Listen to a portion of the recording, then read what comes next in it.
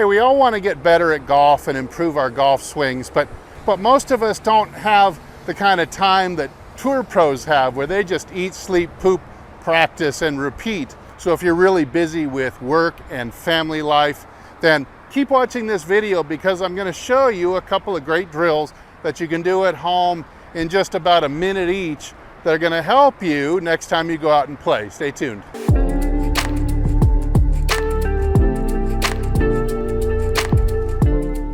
Hey, this is Steve from HitItLonger.com. Hey, don't forget when you're done watching this video to check out down in the description below. There's a whole bunch of free books and videos down there. Just go ahead and grab them.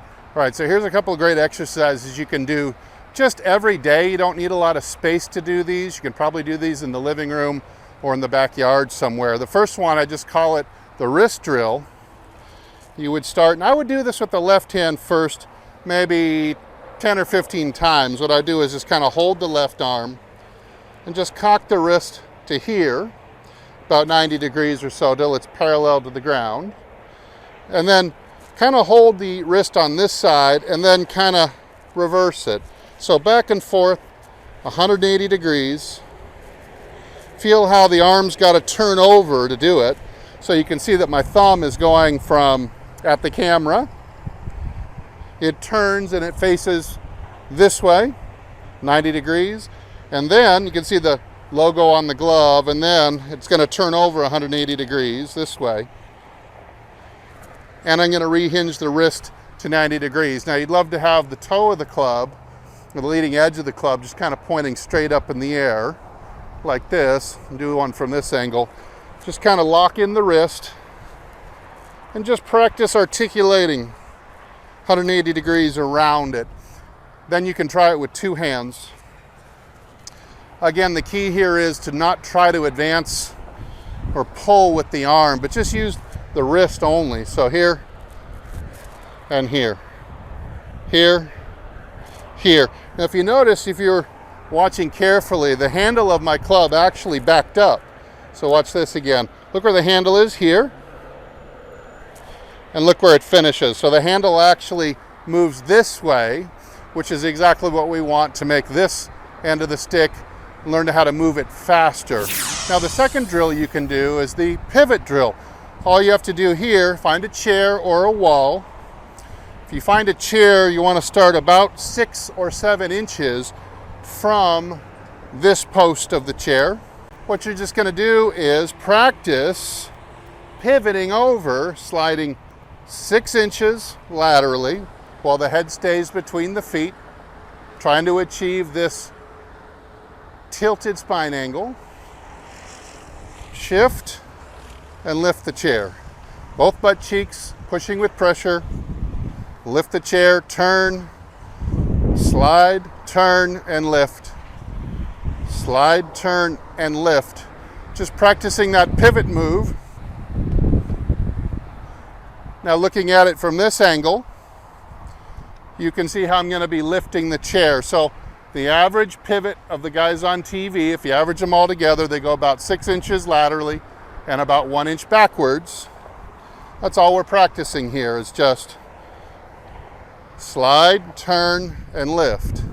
Slide, turn, and lift the chair off the ground. Lift the chair off the ground about 1 inch. You might even add a little bit of a 1 count hold into that to really feel that impact position you're going to be in. That's about impact right there to a good player. Lift the chair, slide, and turn. Just like that. Now, if you have any time left in your 2 minutes and you've done these about 10-15 times each, you can always just put them together. Cock the wrist, slide, turn, lift, flap the wrist. Cock the wrist, flap the wrist. Cock the wrist, flap the wrist. Just like that. So you just put the two together and you have a really, really good impact zone sensation that you're developing, kind of a template in your head for how you want to come down through the ball on all of your shots. Then the next time you go to the range, you can kind of start your warm-up with those feels you were ingraining at home. Just slide, turn, release the club, then the next time you're at the range, you can just start off warming up with those sensations that you put together to build a good impact zone. You'll be cocking the wrist, flapping the wrist, sliding, turning, lifting. Not for power, just to warm up.